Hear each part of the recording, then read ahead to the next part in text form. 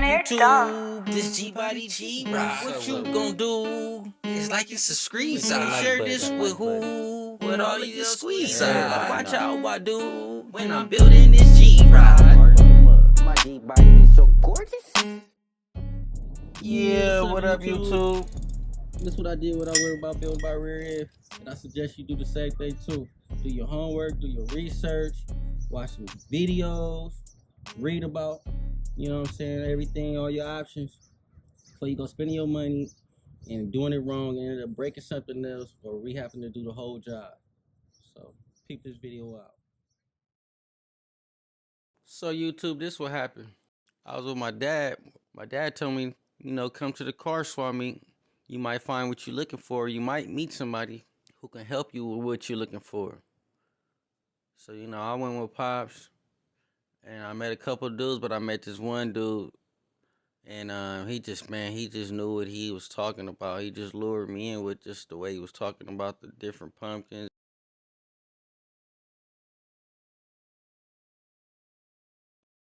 And I went down there and checked him out, took him down my rear end housing, and told him what he thought of it. I had got the rear end. It came with a package deal. I bought some parts from a guy, and it came with the housing and the axles came with the package deal. Yeah, so I got this rear end housing. It's from Quick Performance, and I got the 35 spline axles. So what I gotta do now is go take that housing and axles down to the shop where this dude is. I met him at the Vet Stadium. Sound like he know what he talking about, so I'm gonna see what he talking about, and I'm gonna actually find out what I got, because I bought that whole little package from this dude: suspension, axles, rear end. I don't really know nothing about the rear end, but hopefully this guy knows about it and he could tell me about it and tell me what I had and see if it was worth buying. So let me go check it out.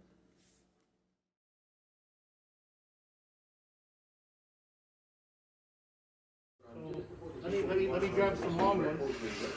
This motherfucker beautiful. And he got these brand new steel billet ends on it. Steel billet ends. What they call these things right here? These guys? Well, I know Curry calls them Johnny joints, but these are better than rubber. See, these are steel. Okay. They're way better than rubber. Got the drain fill plug. Yeah, you got a fill plug, drain plug. Drain Here's plug. your vent. You got to put a hose on this one. You put a hose on that, it goes somewhere underneath the vehicle. Okay. It just keeps it's a vent to let the hot air out, and when this thing warms up. Oh, okay. Now this is frickin' dice. You heard that? He got a gang of years in the rear end business. This is freaking nice. Shout out to Quick Performance on the beautiful rear end housing with the gloss powder coated black finish. I like that. That look good up under the car. 4 9-inch rear, and it's already fab to fit the Gbody 78 through 87. Yeah, shout out to Quick Performance. Go get you one. I got me one. It come with a nice little vent right there. Also, there go your drain plug right there underneath for easy access, baby.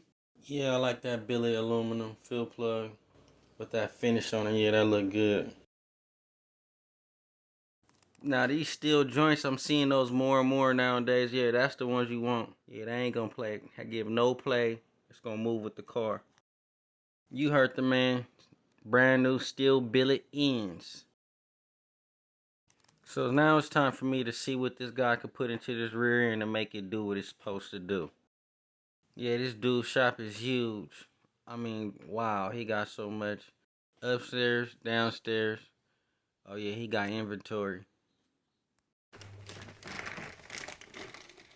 Steel billet locker. Steel billet.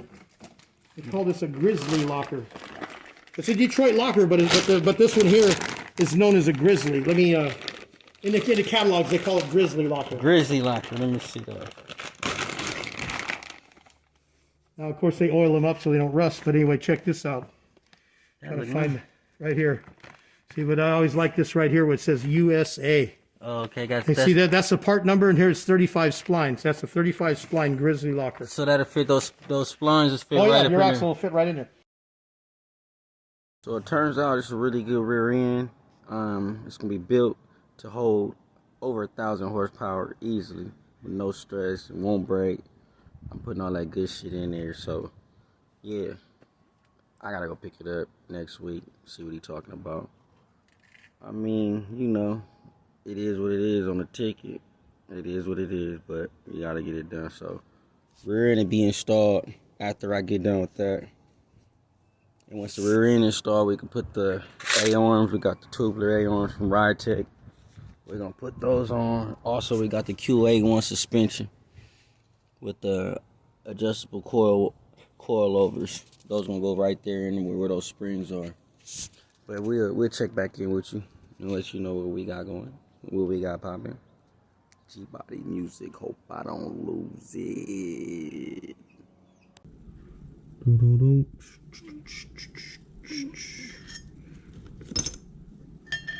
I'm just waiting on my rear end guy to hit me, to tell me he got my brakes. He ordered my 14-inch rotors from Willwood.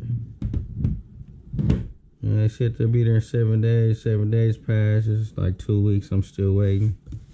So we're gonna see when those come in. Let's see. Okay, this is the kit for the upper control arms. Like that. I don't like these bolts right here. They're not stainless steel like the other ones.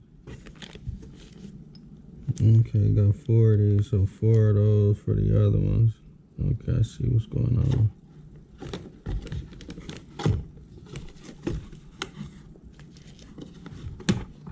Put this back in here.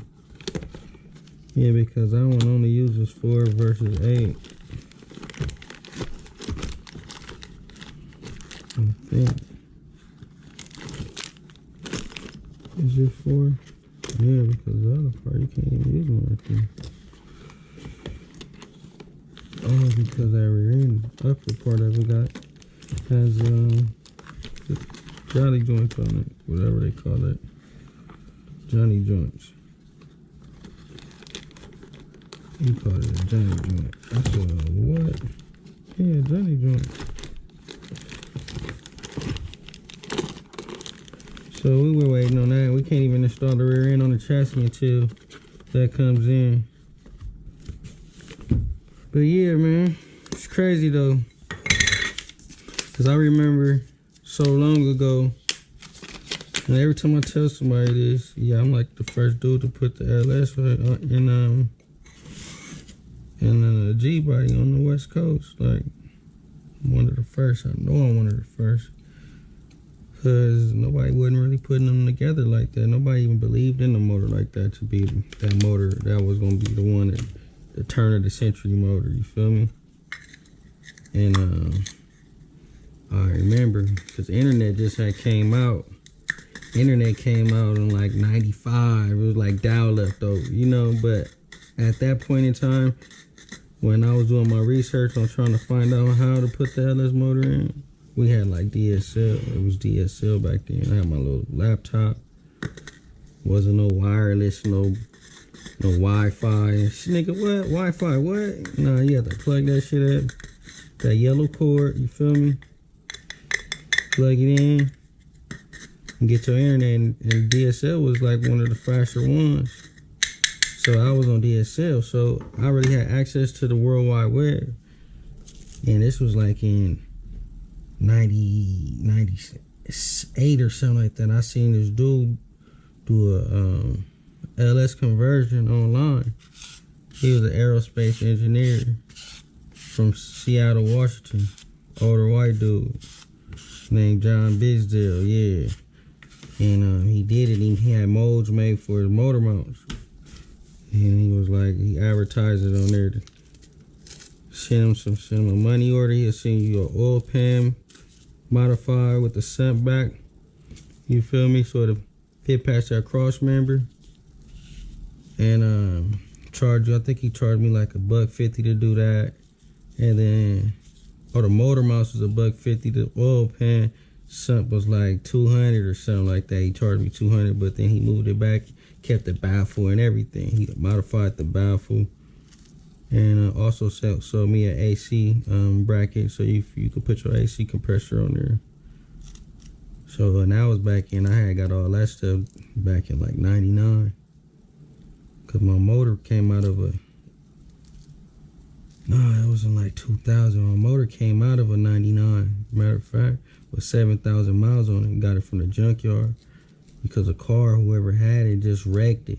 Bam, boom. They must have hit something. Coil pack was cracked. 2 coil packs was cracked, and the power steering pump was the whole wheel was cracked too. So I got it from this junkyard. It was like, okay, just go get the parts to fix it and give us a receipt and we'll give you a check for us. So I went to the dealer. Fuck that, I wasn't going to no used part. I went to the dealer, got all the 2 coil packs, spark plugs, whatever I needed, you know, and not the spark plugs, but the power steering. And then they gave me a check for it, but they charged me like $3,500 for the motor and trans, but it only had 7,000 miles on it. When I went to go look at it, it was in the junkyard. Motor on the car still smelled brand new, and it had the nipples on the rubber on the tires. That was it. I was like, ooh, we got that motor in it. Got excited and everything.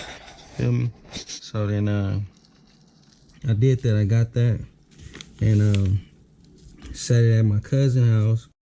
Like a lot of niggas like, what do you waste your money for? Why you get that motor? That nigga told me, you should just go spend 4 racks on the motor. The nigga, the homie could build you one with 11-to-1 compression and all that. I said, man, I did in my head, I did so much research, and I knew the fuel economy. It was like I was winning all the way with the fuel injection.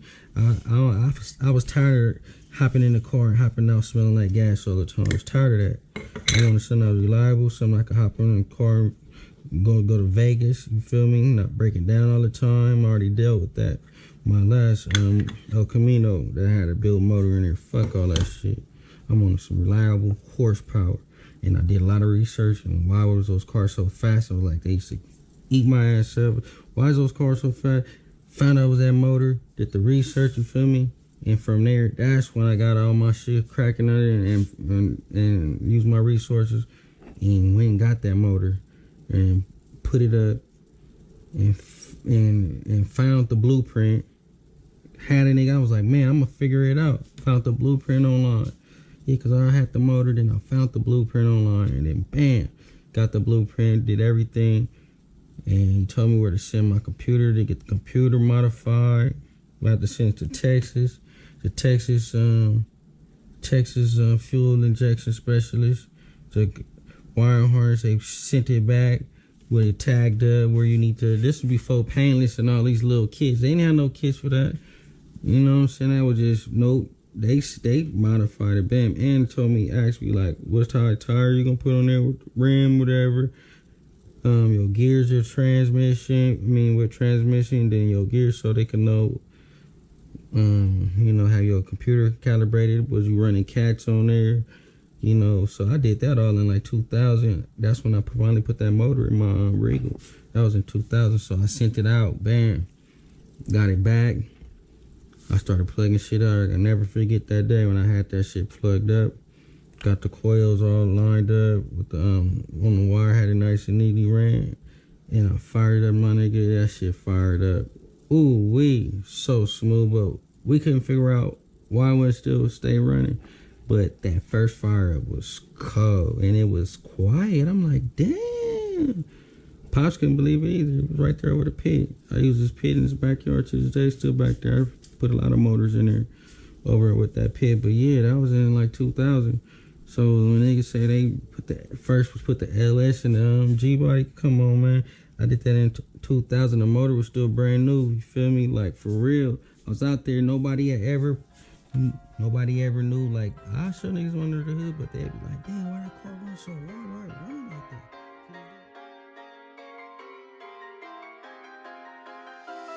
Gbody's the car that looking so damn hard. When I'm pulling up, you know who just a SAR. You ain't never did a bust down on a car. Parking lot, you know we leaving them in scars.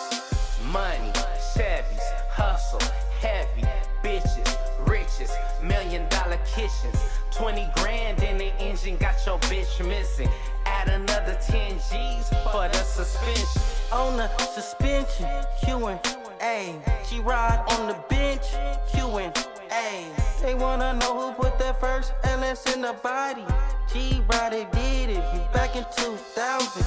On the transmission 4L80. Wheelwood engineering, squeezing them brakes. 6.2 liter, make the hood shake. BTR, Brian Tooley on the intake. When this body finish, competition diminish, and I be shutting this shit down, airing down from the scrimmage. Still bushes connected from the chassis to the rear end. Don't you fucking forget it. G-Body's the realest. 4.9 in the rear end.